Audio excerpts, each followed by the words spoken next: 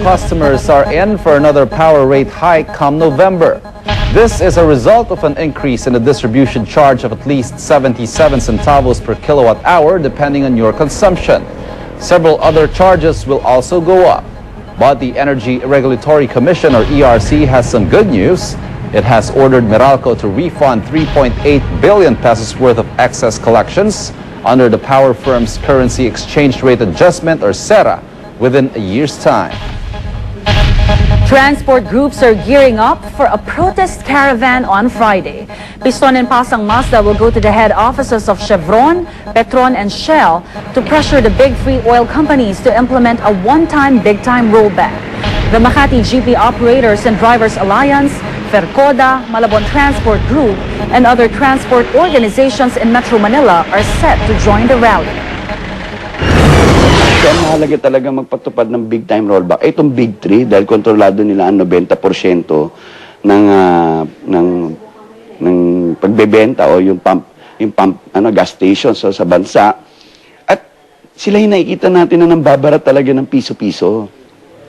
Tapos sila rin yung nakikita namin mas nasa posisyon na ipatupad yung big time rollback at maibaba ang diesel sa 37.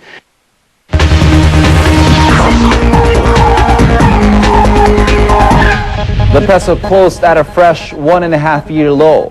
Your money's worth is 48.28 to a dollar. The last time the peso closed at this level was on March 30, 2007. In contrast, local stocks closed higher today along with other regional bourses tracking Wall Street's overnight gains. Meanwhile, good news for jet setters out there. Philippine Airlines announced it will cut fares by next month with a drop in fuel surcharges as world oil prices continue to drop. Fuel surcharges for domestic flights will drop by 300 to 400 pesos, while fuel surcharges for international flights will dip 10 to $20 or around 470 to 900 pesos. President Arroyo favors increasing the insurance coverage of bank deposits from the present 250,000 to 1 million pesos per depositor. This means that if a bank folds up, the Philippine Deposit Insurance Corporation, or PDIC, would guarantee your deposits of up to 1 million pesos in that particular bank.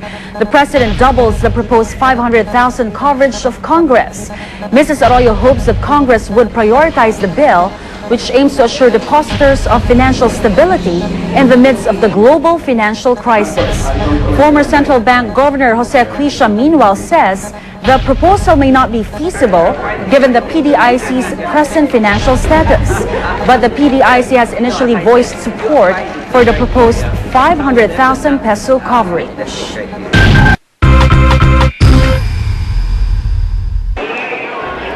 With shoppers beginning to crowd stores and other public places as the Christmas season approaches, the Bureau of Fire Protection has started inspecting malls to make sure they comply with fire safety rules.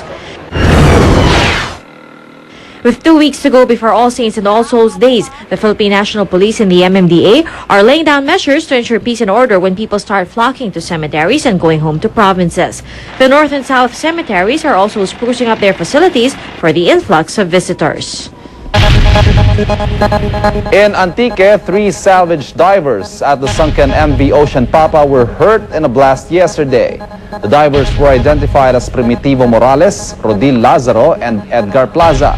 The engine room exploded when they were welding the vessel's engine. Authorities say compressed air inside MV Ocean Papa may have caused the blast. They are now recovering in a hospital. Back in Manila, some 300 new members of the Philippine Coast Guard took their oath today. They then boarded a ship for Sangli Point in Cavite for their 3-month training. And this is in line with the program recruitment of 1,000 for this year. So all this personnel, of course, is designed to improve the capability of the Coast Guard as far as personnel is required. In San Fernando, Romblon, a man sustained bruises after his house was struck by lightning last Sunday. The victim was repairing the roof that time as the rain was pouring hard. Geronimo's sense of sight and hearing were affected. His wife also suffered hearing problems. Geronimo was rushed to the nearest hospital where he was given ointment as first aid. Pagputok, kagano'n na ako eh. Kasi gawa ako ng ano eh. Ganon na yun. Yun lang ang nagawa ko. Wala na ako talagang naramdaman pa, no? Wala na ako narinig eh. Sino man ang mga doktor nga espesyalista, kung maaari, kung pwede, tulungan nyo naman kami na maigamot tong mister ko. Kasi siya lang naman ang ano sa amin, siya lang ang may hanap buhay. Over 200 farmers marched today from Quezon City to Manila. The farmers, mostly from central and southern Luzon, plan to set foot on Mendiola, but authorities blocked them at Recto Avenue. They then held a program calling for a probe on alleged controversies on hybrid rice and other produce. The farmers also denounced the extension of the Comprehensive Agrarian Reform Law and pushed for the passing of a genuine agrarian reform bill. They peacefully dispersed this afternoon. Just like local hospitals running out of Filipino nurses and doctors, the local coffee industry may need a jolt of its own as coffee shops are running short of baristas. Find out from Alex Tinsay why the people serving your coffee are seeking greater perks. The local coffee industry generates at least 21 billion pesos every year. This is the contribution of the local coffee industry to the struggling Philippine economy. At this time, however, the industry needs a jolt itself as it is experiencing its own shortage. Pasita Juan, co-chair of the Philippine Coffee Board, says statistics show that at least 50 baristas or trained coffee makers in coffee shops leave for abroad every month. That amounts to about 600 baristas lost in a year. Coffee Board officials say there is a great demand for Filipino baristas, especially in North America and the Middle East, where they are enticed with high wages. The Business Mirror reports that Filipino baristas, known for being courteous, earn only the daily minimum wage of 382 pesos here, compared with the $500 to $600 or 24,000 to 29,000 pesos per month they stand to earn in Dubai, Qatar, the United Kingdom, Australia, and the United States.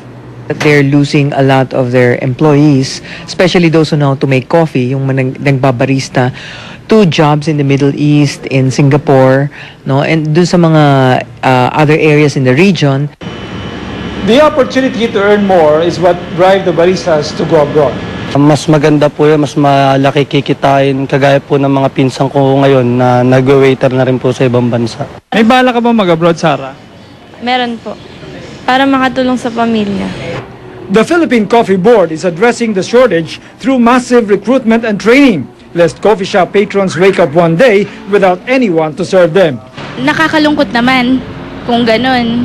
Kasi sa tingin ko hindi naman mawawala ng merkado ang mga coffee shop dito sa Manila. In fact, kahit mga estudyante, people from all walks of life patronize coffee shops. Alex Tinsay reporting on Q.